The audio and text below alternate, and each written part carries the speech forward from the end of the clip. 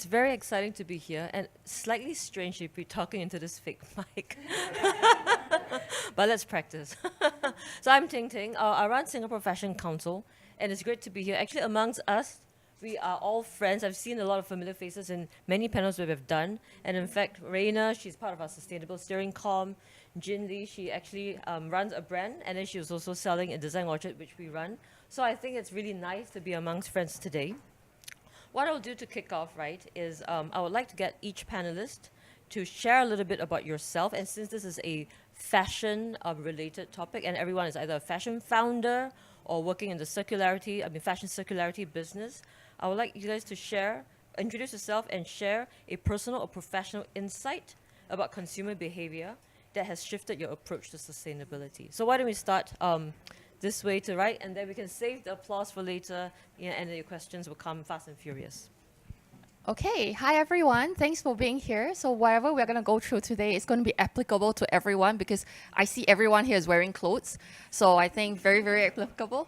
So I'm Raena. I'm the co-founder of Style Theory. So Style Theory is, think about Netflix, but for fashion. You subscribe to this sharing economy of fashion, and you get clothing sent to your doorstep. You wear it for as long as you want, and then you return it back. None of these clothes belongs to you. Everything is in this shared cloud wardrobe, and you access it whenever you need to. So you can upsize, downsize, change your occasion, anything will cover you for those occasions. So that's the whole concept behind Style Theory. And I was not from fashion industry. I was actually from the finance banking industry. So when I first started Style Theory, it was just meant to be a smarter solution because I ran out of wardrobe space and I realized that putting money in clothing is not the best investment. So for me, I wanted to figure out a better solution. I started it. 6 months into my journey, I realized after talking to one of the big designers I was trying to onboard, they were telling me that, sorry, I can't put the items on your platform. I know you're not going to damage my brand, but I cannot risk it. So I'm going to burn all these items, excess inventory. And I didn't even know that burning was an option. I didn't even know that that was out there. And I was stunned, and I was just like, you rather burn? And he said, yeah, I can't, and I have to submit a photo proof of me burning. I'm just like, what is going on in this world? And then I went to dug deeper into the entire supply chain, and I realized that that has been the industry practice. And somehow it's justifiable within that fashion ecosystem. And I think maybe because I was not from fashion, so to me it sounded ridiculous.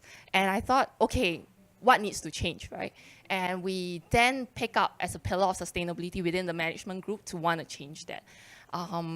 And then I also realized that personally, I was part of that problem. I was buying cheaper and cheaper. I was buying and throwing.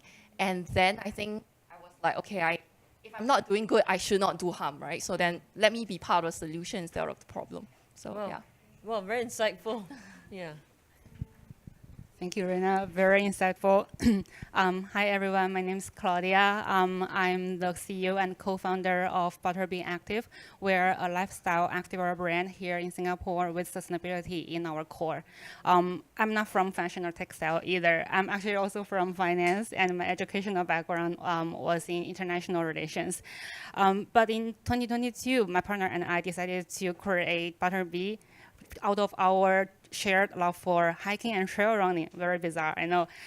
That was while we were still in Hong Kong. There were a lot of mountains in Hong Kong, and running through the mountains just brought this incredible sense of freedom and happiness to our heart. And we decided to share this happiness with more people.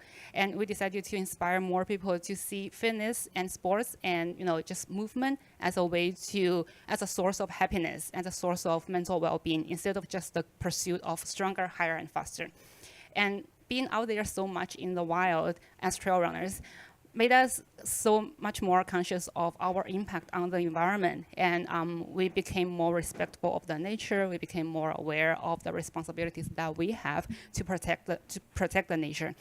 And when we look at the activewear scene, the activewear business, while it is recognizable that sustainability has more or less become a focus in some markets like North America or Europe, in Southeast Asia, it's still not a priority. That is what motivated us to build Butterbee with sustainability in our core, because we wanted to be part of the force to help to shape the market scene and also to raise consumer awareness to, to the eco-conscious choices that they have. So I'm very looking forward to the discussion today. Thank you, thank you. Yes, Cloop actually needs no introduction, but please. No.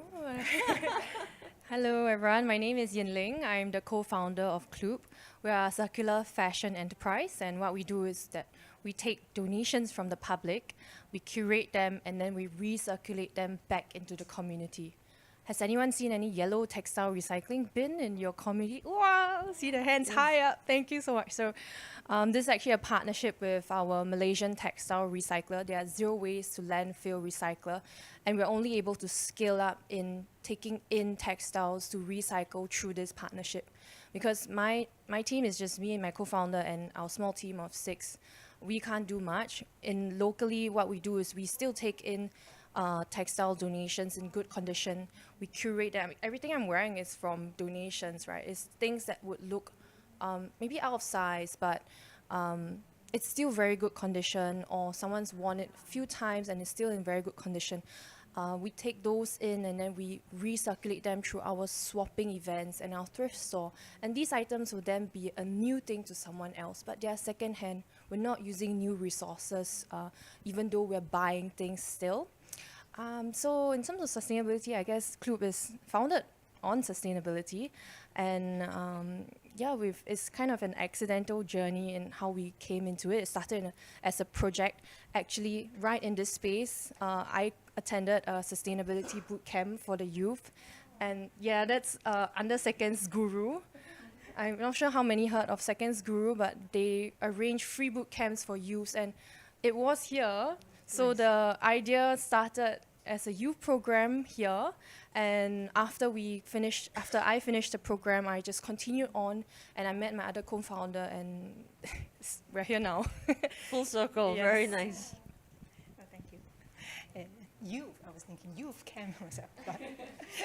So I'm actually from the fashion industry, and I'm a designer. My name is Jin, and I'm a fashion designer by training. That's all I've been doing for the last, I think, 2.5 decades. Hardly youth anymore, but how the journey started for us, maybe just talk a little bit about GINLEE, about our journey to launch Make, another brand that we have. So as I mentioned, I'm a designer. Okay, so the brand started about more than a decade ago already. Okay, so when we first started, we were stocking with multi-label boutique, a bit like a Design Orchard, but around the other places in the world. At the peak, we have about 20 stores that are selling our things. So typical of the fashion industry is always newness, speed, discount, markdown, right? So every season it will come back to us. So when the things come back to us, that's where the heart break. As designer, it's your baby, it's actually feeling a bit like that, a bit too attached. I'm still trying to learn to detach, but it's not an easy process. And I think when that come back, I always feel a bit like, oh, is that it? Like, is that what I have to do now? I have to slash the price. So this is always something in the back of my mind every time I do design, right? I'm just thinking like, okay, do I have to go through this again and again and again?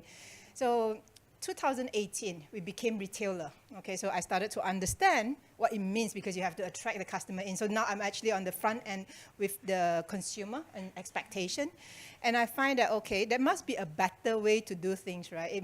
There must be a better way. So actually it was around 2019, we joined this incubator with, actually it was a TAF then, but Singapore Fashion, now it's FSC. And it's a TBFI. We were thinking about to create a solution for ourselves, really literally looking at what we are known for, how can we design something for ourselves. It was 2 solutions. One is overproduction, a bit like what you say, why people have to burn, right, overproduction. And the other was the changing customer expectation of a retail store. There was a saying, retail was dying back then, and we wanted to overcome that. So we designed this project called Make, and right now we have a couple of initiatives that's running. So Make is short for Make in Shop. Okay, so we thought if we can bridge that supply and demand without guessing what you feel like today, we're going to just produce it then, but it's designed in a way that is supposed to be put together within an hour. That was the intention. Okay, so it's not like you come in and you give me your order. No, because it still needs to be design-based. So we design modules instead of end products. So basically that's what it is. Now we have 3 initiatives. One is Make Pleat, which is kind of like what we're known for, this hand-mold pleated item, if you know us. And the other one is Make 3D, which is printing 3D lifestyle items in our store. That one is in New Baru. And the last one that I'm talking about more of today is Make O for circularity, actually. So it was looking at the aim is to use anything that's unwanted, unused, and redesign them into unique products and services. That was the intention. That's how Make-O came about. Yeah. And we actually carry some of your Make-O products in our store. You took old T-shirts and you made them into bags, right? Some samples to show. Great, and then we can have a touch and feel session later. Okay, thank you for the introduction. I think it's quite insightful, your journeys, how you come to be where you are today. Because everybody is running a business, right? And it actually has to be profitable. And working towards profitability means also changing consumers' mindset and other kind of business metrics that you want to, that you deem successful. So maybe we can, from a business point of view, what is the one thing about your circular business model that deserves more discussion? Maybe it's a pain point, maybe it's something that you really struggle with, and maybe we can discuss it today, founder to founder, yeah. Maybe anybody, we can start anywhere, doesn't matter. The one reality that you really want everybody to really understand. Okay, so just to touch a bit more about the whole Cloop cycle, we collect clothes from public and then we curate them, and we still need to recirculate them. So the part that I would want to touch on is the recirculating part, because the demand for secondhand clothes and the idea behind secondhand clothes today is still not there. Not everyone, but there's a good amount of people that have a preconception on secondhand clothes being someone's old item or dirty item or lower quality item, and they would still prefer to buy new, essentially. So we get so much donations. People don't hesitate to donate. I mean, one thing my recycler told me is, Singaporeans are creatures of consumption. I was like, yes, true. Because I asked him, oh, what if we collect so much until nobody has anything to donate anymore? Then he was like, oh, don't worry. It won't happen. I'm like, that's our dream. That's when we can really shut down, you know. Our dream is to shut down, right? And he was like, but Singaporeans are creatures of consumption. Oh my goodness, that's true. It really struck me. That's why I still remember it. Like, that was 2 years ago, but I still remember it today. And so the point is, people don't hesitate to donate. They are very happy to pass on, especially when they know what's going to happen to their items. But there's not enough people willing to be the ones being the consumption of secondhand items, being the ones happy to wear secondhand, looking for secondhand. I think there's a lot of factors in this, you know, of course, accessibility, so many fast fashion brands out there that brings clothes to you in just one click. You know, even sometimes I'm not tempted nowadays, but I used to be a shopaholic myself, so I've been through the whole journey, and it's so tempting. So I think I'm happy to hear from other people what, you know, if consumers, if you have this kind of issues with consumers and their ideas on secondhand. Yeah, because you touched upon the reuse hierarchy, right? The concept is clothes should stay in circulation for as long as possible before they then get shredded, or before then again shredded or get sold as, you know, kind of stuffings for the automotive industry or whatnot, right? And so your job, actually your aim, is to really keep this in the recycling circulation for as long as possible. But you find that tough because there's actually not enough demand. Okay, maybe we'll touch later about how you're trying to build up the demand and through community building. Maybe I take it on from here a little bit because it's kind of connected. So she gathered, I do something out of it. That's what my aim is, right? So maybe just to explain how Make-O, what do we do exactly at Make-O and how we think. So if we look at the pyramid of how product is being built up, right, there's a lot of value add during that stage of sourcing, designing, producing, shipping it for retail space, you know, selling it in the shop, up to the user stage. Pretty much after the user stage, I sell to you, that's it. I don't know what happened to it. I think maybe it will come to you, maybe it will come to you at some point. And I think that was the intention, that if we can try to recreate value at each drop, right? So, for example, if it's not fitting her anymore, if there is the damage, can I fix it? So we start to replete the item. So at one point we were looking at, we were developing the redesigning model, and we did some survey and asked people, like, why would you do it? What's interesting for you? Actually, we find that it wasn't so much that it's a sustainable thing to do. We find that maybe there was a lot of reason, but no, like quite broad range of reason, but two reasons kind of stand out to us. One is actually too good to throw. It's a bit sayang to throw, like, I think, in a local term. And the other one was actually interesting. They want unique products. I think that's where we kind of like park the design element, say this is where we're going to work within. We're going to design something of a unique product. And for us, I think when we launched Mako, I mean, this is a bit of an example of what we did. We took, yes, thank you. So we try to look at what is the previous life that we try to keep. So for example, with the T-shirt, we want to keep the neckline, and we do a design around it. But the thing is that we have to, I don't know which to hold my mic or to hold the back. But I think the point, thank you so much. But the point is that we need to be able to work with any material that come in. Because if I start asking you, is it cotton-based or poly-based, I don't think you know unless there's a tag.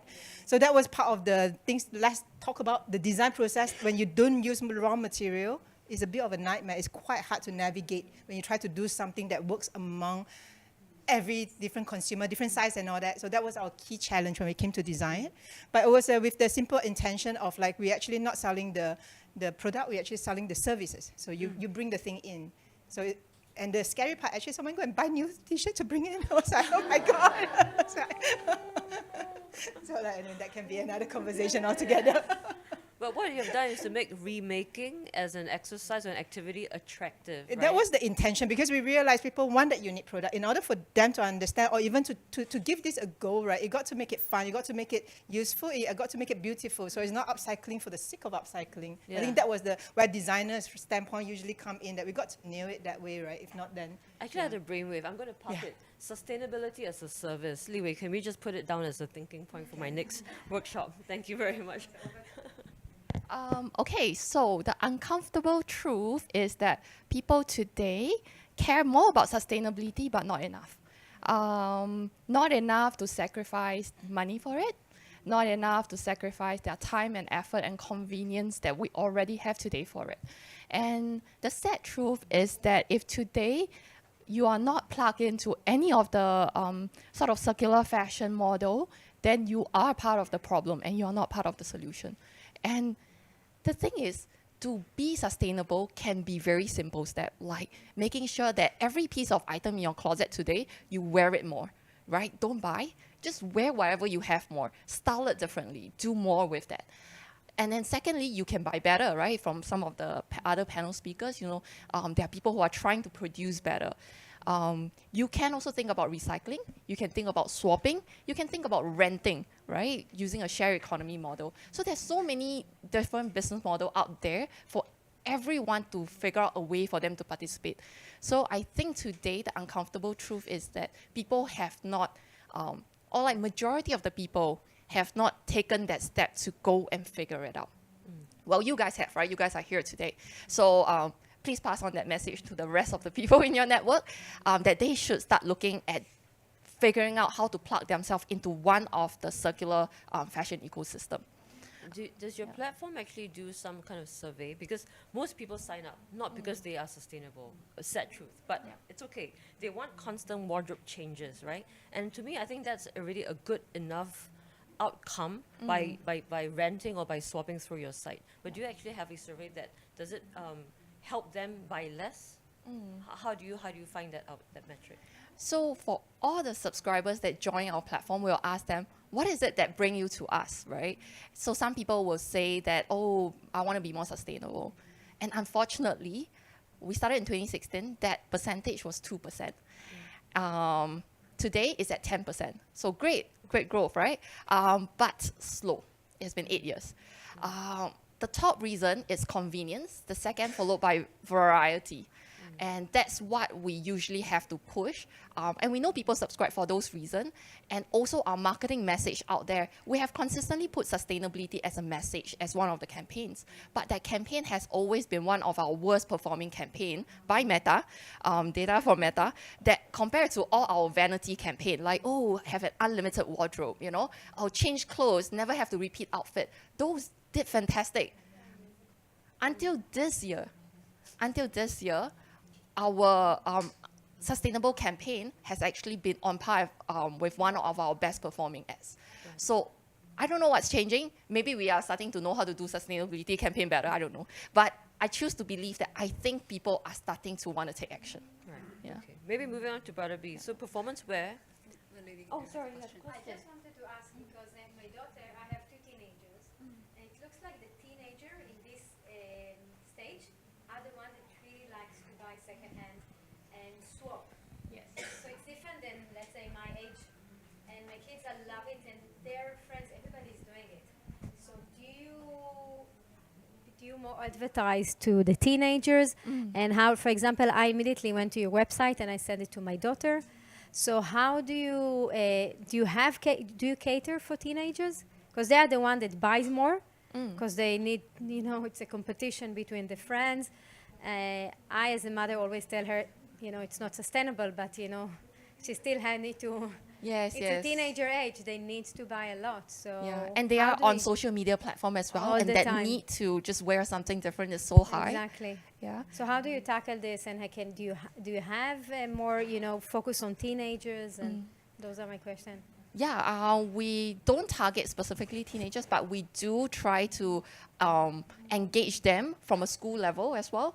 From our marketing campaign, they don't seem to be the ones that engage with us the most. Maybe it's the way that we are marketing and stuff, and we need to change that. So actually, 2025 is how we are thinking about how can we engage Gen Z more into the fashion, what we are doing. Workshops in schools. I think if Interesting. you go to school, you have thousands. So actually, this was a very good question. Thank you so much. It actually segues into our question number 2, and then this time I think Butterbee shall go first. It's about breaking consumer habits, right? Because you talked about marketing to Gen Zs, I think, and that's actually a very good way to groom the next generation of consumers for a more sustainable mindset. So shifting consumer behavior is a complex challenge. So what has been your strategies, and what has been most successful in shifting the consumer mindset? So maybe we'll let Butterbee start, because I think what you have produced is, I think, maybe you could describe a little bit about your product, but it's actually investing in durability over trend, right? So then how have you done that, and what is the DNA of your product that allows people to choose that? Yeah, it's definitely a very interesting question. It reminded me of an encounter a couple of months back. We were discussing with a pretty prominent KOL here in Singapore with a very impressive followership. And one of the questions, a very genuine question from her was, how can I tell if a set of activewear is good quality or not? Of course, we went through the details about the stretchability and the recovery, the durability, the color fastness, the support you get from wearing this piece. But it just struck me that, she's a very impressive KOL. She has great followership. She has worked with a lot of brands, big and small. Still, she finds it confusing to tell the quality of the products. So you guys could imagine the kind of challenges that we're facing, especially since we're not only creating higher quality products, but we're also going through a lot of obstacles to use sustainable fabrics as much as we can. So the price point is definitely higher than most of the other product, not most, but most of the other local products on the market. And we're just talking about how customers like, lower price stuff. But one thing that has really worked us so far is to start with something small and something that really solves the problem. So I see that we have like half of the audience here is gentlemen here, so you guys probably don't get the problem. But for all the ladies who wear sports bras or panty tops, I'm sure you all have the same headache as I had, which was the bra paddings. Like, after a few washes, they change shape, they deform, they start to fold over, they crumble, they come missing in the laundry. So every time after the laundry, it takes the longest time to just straighten them out, to clear them, to put them back into their place. That is why we worked our suppliers to come up with these very sturdy and resilient bra pads that really, really stay where they are and stay as they like after washes and washes. Of course, it's had a higher price than most of the other similar products on the market. And in the beginning, we were very nervous about it.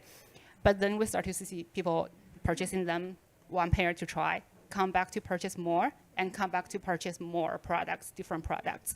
So because it's something that's at a more accessible price point and something that really solves the problem, and people can really appreciate that after maybe 3 washes or 5 washes, it's very straightforward that there's a difference between higher, good quality products and lower quality products. So that is one of the ways that's been working us so far, to start with something small, something that solves a problem.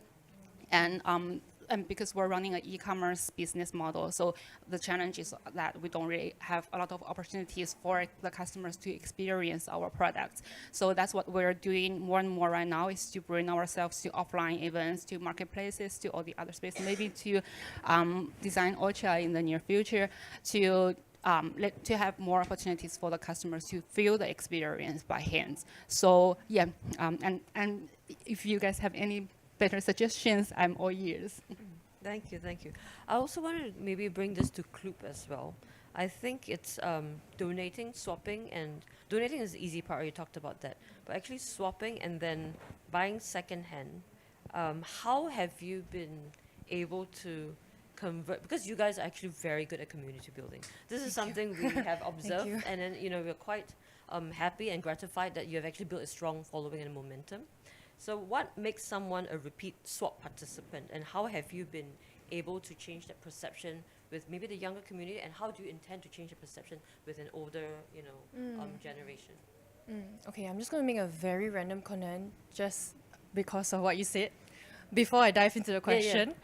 Talking about bra padding, yes, there's so many crumbles. And you know what I've taken to do? I've taken to take bra paddings home from other bra to use in my existing bras. So I actually Cloop bra paddings without the bra from my donation collection. So yes, what you say is really true. There's so many that, just crumble after just a few washes. So I totally understand that, and yes, very good.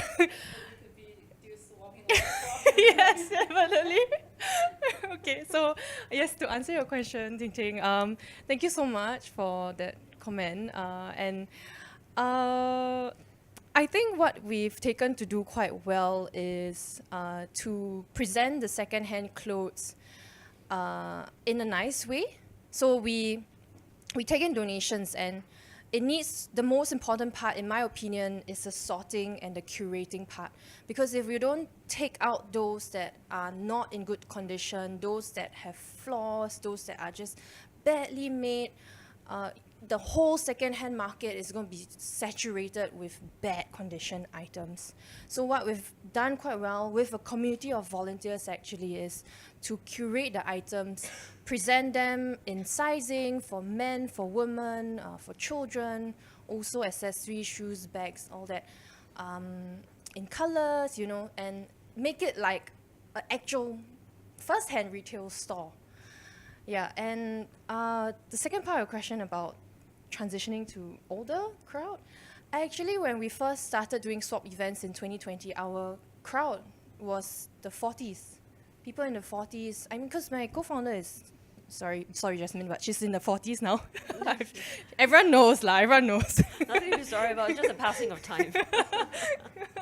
So yes, she's in her 40s, and she's gone through so many different gigs in the fashion world. So the crowd that we started with was actually her crowd.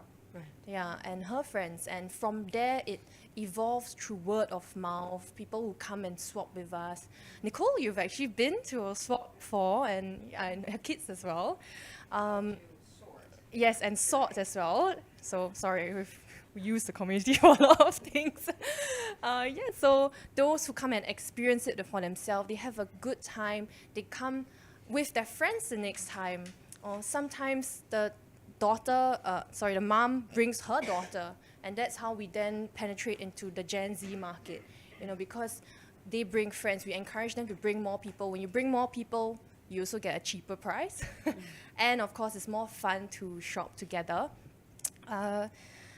So I think now it's about penetrating into the Gen Z market, because as our audience said, they are the ones currently coming up to be the shoppers who want so much variety, but they're looking at social media so much. They're looking at the trends going on online, and actually fast fashion companies are the ones driving the trend, right, to drive consumption. And this is how we try to bring them back to physicality, back to feeling clothes, back to feeling it on themselves, feeling it on their hands, and it's a lot on word of mouth. Yeah. Interesting. And maybe for style theory, I think part of your growth was also word of mouth. You did a lot of marketing. Maybe you can talk about how you grew that marketing message. And this is not, it just came to me actually, because you also you also run a business in Hong Kong, right, where there's actually a stronger following. So how have you like moderated these two messages, and how do you get, I mean, why is there higher traction in a city like Hong Kong versus Singapore? What's the mindset shifts that have to change, right, in order for that to grow? So I think for us at the very beginning, we know that people come to us for variety and convenience. So we needed to build up the infrastructure to support all that so that we could deliver on that. And it was so much money, so much time, so much effort to just make that something sounds so simple happen. Because we aren't creating an infrastructure that does not exist. I couldn't just be on Shopify. I couldn't just use any existing WMS system. I have to build all those from scratch because what I need is something that's circular. But today, whatever e-commerce has already built that is really good is very linear. So that has been a very big part of Style Theory's time, is really building up that infrastructure to deliver on that first two promise, which is variety and convenience. I think we have been trying to use that as a way to let people know that, hey, this alternative way of consuming fashion, it's actually so much fun. You are actually enjoying fashion now. You know, think about you having to go down to the shopping mall, going through the retail store, lugging all these cheap items only to try them out and feel like nothing fits, and then bring the ones that you think you like home only to have them in your wardrobe 1 year later with the tag still intact. Like, how familiar is that story to so many of us, right? So I think we wanted to present an alternative, and we needed to make sure that that is presented well. So I think for Style Theory, we really put a lot of effort into doing that so that when people think about using our service, they wouldn't be like, oh yeah, but it's still very inconvenient, right? Obviously today we are still not as good as e-commerce. We are still at the infancy of building up the circular infrastructure. But I'm sure that in the next 10 years, right, I think we will be just as competitive. So I think that's a lot of what we have been doing. Hong Kong versus Singapore, and we're also in Indonesia. And I think in each market, we notice that people care about different things. So in Hong Kong, people do care about sustainability.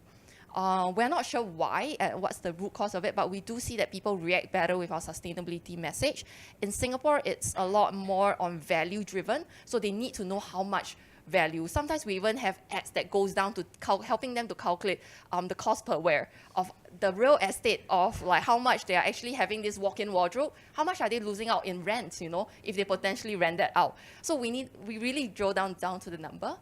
In Indonesia, it's a lot more society driven. So if you tell them they're part of a bigger mission to do a good, that makes them want to be part of it. So there's a lot of people join in Indonesia for that mission. So I think really we kind of like try and error in each of the market. Yeah. That's fascinating, actually. I mean, the fact that different societies, different cities have different drivers. But you're right. I think Hong Kong tends to be more, sad to say, a little bit advanced when it comes to conscious consumerism.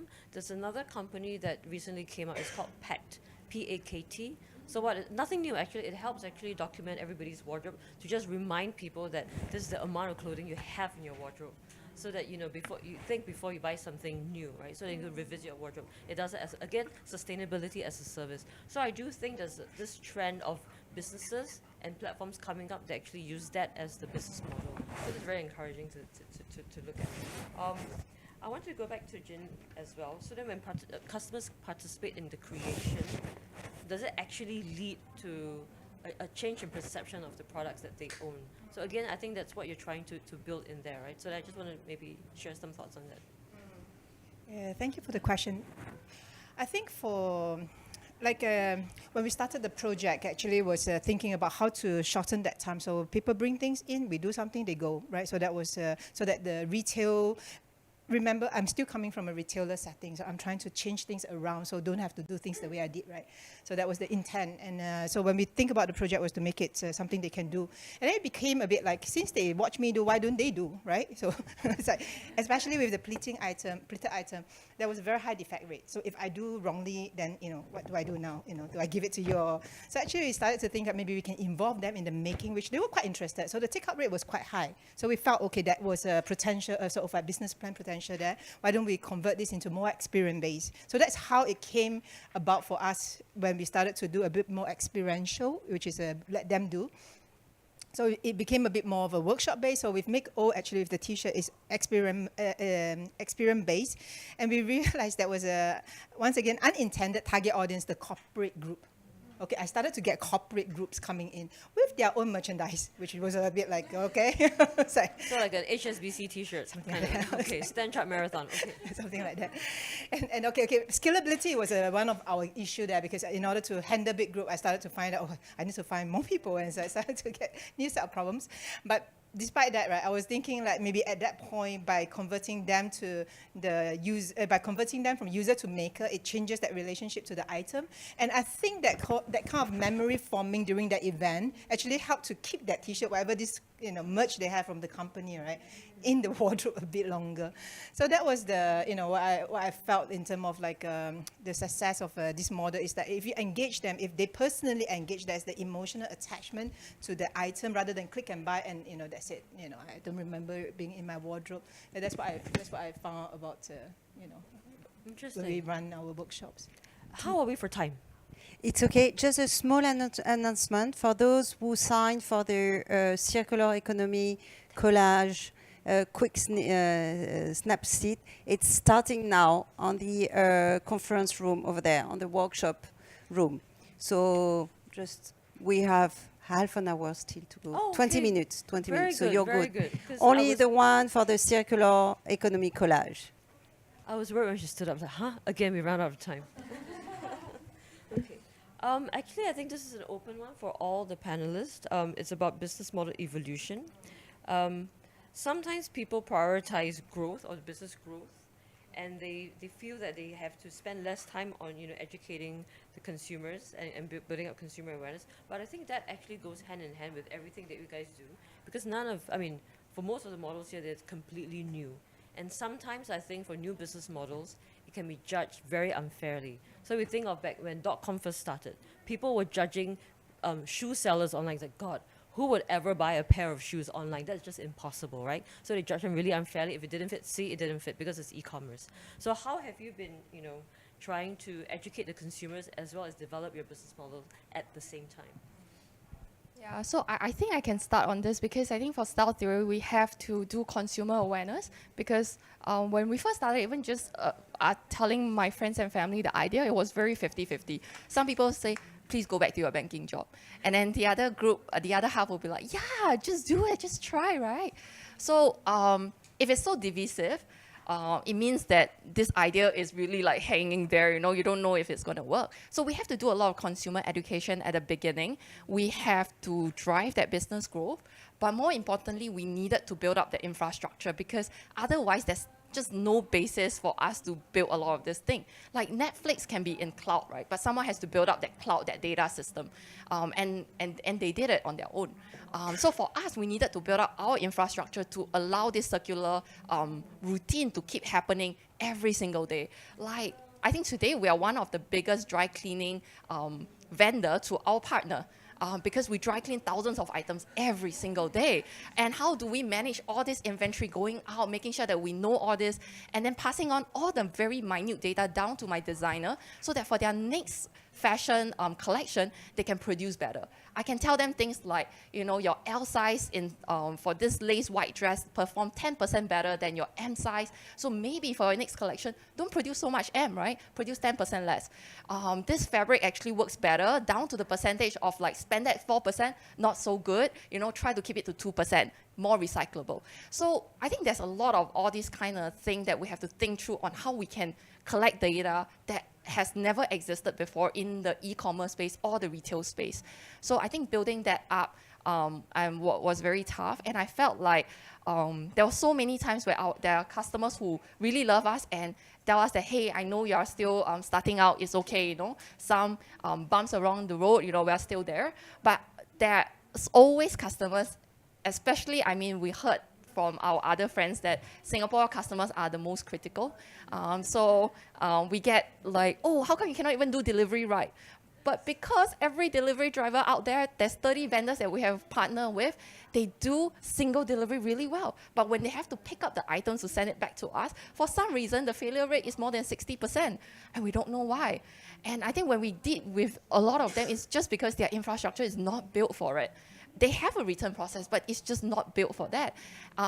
So we have to actually in-house our own logistics at some point to actually manage the entire process as well. So we were managing 28 drivers at one point. It was insane. So I think you guys also design your own collection pouches or bags, right, to be recyclable again and again. yes, correct. So we have to also think about the box, the packaging, so that they are all not single use. So there's a lot of those that are in place, and sometimes we just wish that certain Singapore customers could be a bit more forgiving if they see one mistake or two. But I think it's just part and parcel, right? So we collect those and then we just try to improve, not let that kind of like disturb you. Yeah. Okay, maybe we can come to because everybody has like startup woes, maybe that's a different session entirely. When it comes to circularity or sustainability, sustainable businesses, I always like to push this agenda. Government regulations. Do we need them? Okay? And if so, what kinds, as founders and as business owners, do you want to see in being discussed so that we can actually help this economy grow? Because I always say the oil and gas economy grew to this stage because it was actually really largely sponsored by taxpayers' money. So did the automobile industry. So did the telecommunications industry, right? So if this is something that the government wants to see grow by 2030, 2050, for example, what kinds of regulations do you, or disincentivization, do you feel would then help you guys be on a more level playing field? So I think that our Singapore government is actually one of the most open government to have discussion with.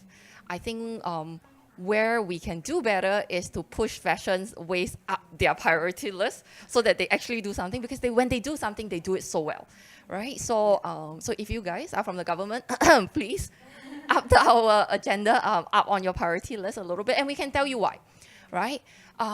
So I think if the government is really gonna step in, there's so many things to do, I think in Europe, we are seeing a lot of really strong regulation coming in to penalize the businesses that are not sustainable and use that fund to funnel the growth of sustainable business. Like I was just talking about how much it takes for us to build infrastructure, and that's just for us, right? We were very lucky that we got venture capital funding to help us build, but there's just so many ideas out there that will require that capital for them to build something that does not exist, so that that future of fashion can actually happen.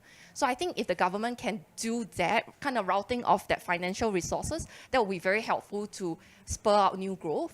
And another way to think about it is also on the consumer front, I feel like all consumers need to be held accountable to their garbage waste. So if the government can put in some kind of regulation on that waste management part, I think that will be very helpful as well.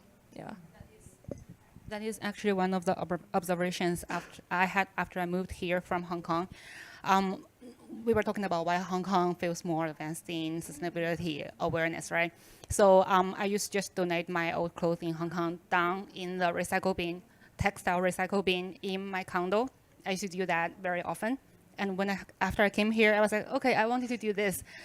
I couldn't find one. And I found one. I found one down at the Orchard, Design Orchard. I couldn't open it. I snapped for yes, and it was almost always full. Whenever I wanted to use it, it's always full. So there's just no such infra for people to form this habit of recycle their old clothes. Now, maybe I could look up for your Cloop box in the future, but at least it's not somewhere where I was living in. So my personal opinion, I think it's a little bit unrealistic for the government to force the consumers to get into the habit of recycling or just sorting their old clothes. But providing such facilities at a convenient location for people to see it, to do it, people people will get into the habit. So that is something that maybe we could nudge the government to do. But then, of course, there is more discussion about what to do with the clothes that's actually recycled. That's probably a bigger topic, a more difficult obstacle to come over.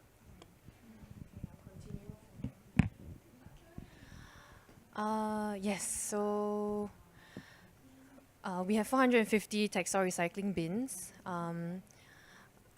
We are not funded by the government at all. Unfortunately, yes, you're right. The government doesn't see textile waste as one of the priorities because it's not one of our top 5 waste streams in Singapore. But with a low recycling rate of 2%, it becomes the top 5 waste stream ultimately disposed in our country. And a lot of people have a wrong conception that the textiles can go into our normal recycling blue bins. But if it's not paper, plastic, glass, and metal, it gets incinerated, no matter how good quality your clothing is there. Yeah, so I guess it's not only the collection infrastructure, it's the sorting infrastructure and channeling the clothes or the textiles that's sorted to wear, right? We don't have that infrastructure in Singapore. That's why the government cannot collect textiles. And I know it's not so simple to come up with an infrastructure out of nowhere, but we currently have what, four MRF or something like that? No, 1 MRF? Am I wrong? So we have a few facilities to sort our recycling waste and incineration plus as well. And there's so much money going into this. I know there's no land here, but why can't the government, I mean, the government has not even approached us, you know, to talk about where our own textile waste goes to. So I think the 3 waste streams that they do very, very well in is construction waste. Yes. Right? 98% is recycled because it's very concentrated, it's very easy to monitor. Food waste, because I think it's also It's about top food 5. scarcity, right? It goes into agriculture. Paper and packaging, for some reason, I think is very important. Okay.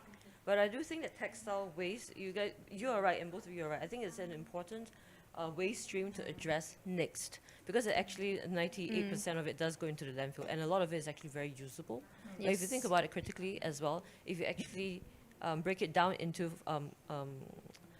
fiber again, it is actually a resource as well, right? And this is another industry that we could also look into developing. So there's something that I'm actually Yes. I occasionally would poke NEA for a conversation. Yeah. And they are somewhat, I think, we have to come together to really educate them on the opportunities, the economic opportunities. Then they will sit up and listen. So I think right now they're still focused on those 3. But once we come, you know, we can actually come together with a white paper, and we did a white paper to quantify the economic possibilities. We also quantified the tonnage that we had to collect. I think it's about 40,000 tons a year, doable with our consumption patterns, 40,000 tons a year to make it into a break even, to be recycled within our city itself.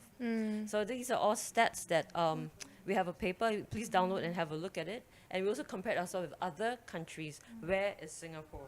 Yeah. It's not very high, but not the worst either. Yeah, but I think we as a country and as active players, we can do better. But thank you for bringing this up. I've read the paper as well. I think just to touch on one more, I don't think we should always look at how we deal with the waste as the main thing. It's also the top of the supply chain, right? I mean, there's literally no restrictions on producer responsibility now. And as I said, we're creatures of consumption. So if we cannot just be dealing with the waste because people are still buying more, right? We cannot have the excuse that we deal with your waste so you can buy more. Yeah, so that's something. No, it's okay. I'm just pointing for the audience. I think it's Q&A time. Yes. So Okay. as we're speaking, they can also put their questions in, and I would read. We already have a few. I think you have for the questions. Okay. So I do, and I just select at random. Yeah. Would you like to speak? Maybe just one last one Yes. from a business owner, designer, and entrepreneur point of view, right? A lot of time when you speak to anyone that is on the business side, what's your P&L like? How's your top line and bottom line? Very little they ask about what initiative you do. I think this is maybe addressing everything else. Businesses are being pushed to earn, to sell more. Fundamentally, no matter what I run, eventually that's the question that I get asked, right? So I think something to, is there other way to assess a P&L beside the top and bottom line? Because businesses are being pushed, like, that's the truth. Yeah. So I'm just going to select at random questions. I think the first one that popped up was, do you use only your company's apparels yourself? If not, which other? This is a very interesting question because we are not brands ourselves, but okay, maybe we can give it a shot. Okay, do you only use your company's apparels yourself? If not, which other ones? I've been on the rental system since 2016, and I have bought less than 10 pieces of items since then. So yes, I am primarily on, but I work with, my brand has like over 300 designers, so I do get access to that changing variety. Yeah. Apparently I'm now wearing my products right now, but I have more products and more. I actually don't wear our products. I wear the samples we make throughout the process, because for every style we have to go through at least 2 to 3 rounds of samples, and that is after we decide on one fabric. And before that, we go through more rounds just to find out the right fabric, especially because we're working with sustainable fabrics, which is way harder to source and to develop. So yeah, I don't wear our products, I wear our samples. Good answer. Yes, we call it Clooped. So I would say I Cloop this. Yeah, so things I wear are from Cloop. I only would buy things if I really cannot find it in the donation system. Of course, that would mean that the piece of item is really good, right? That's why nobody's donating to us. But yes, I've also only bought less than 10 items since started Cloop. Yes. I think for me, I suffer quite a lot from this. Because I can produce things, I have the power to produce, right? Which means I almost lost my power to consume, and that's the truth. And having moved home 3 times, crossing country, it just become I couldn't consume, which is also a problem. So I constantly have my diver and injure all the time. So I'm the poorest looking person in my studio, put it that way. Anyone that see me just like, she's designer, like. Okay, there's this question about Shein. I'm not quite understanding the question. So if I'm going to read it out, and if you're the person that posed it, please elaborate a little bit more. So what do you think about Shein? I think we all have some thoughts. Are you... Okay, the question came, are you Halo is about their success and outrageous growth? Could that person who asked the question about Shein kind of reiterate the question? No one? I think the question was, what do you think about Shein? And perhaps I can paraphrase it a little bit. What are your thoughts about their success and outrageous growth?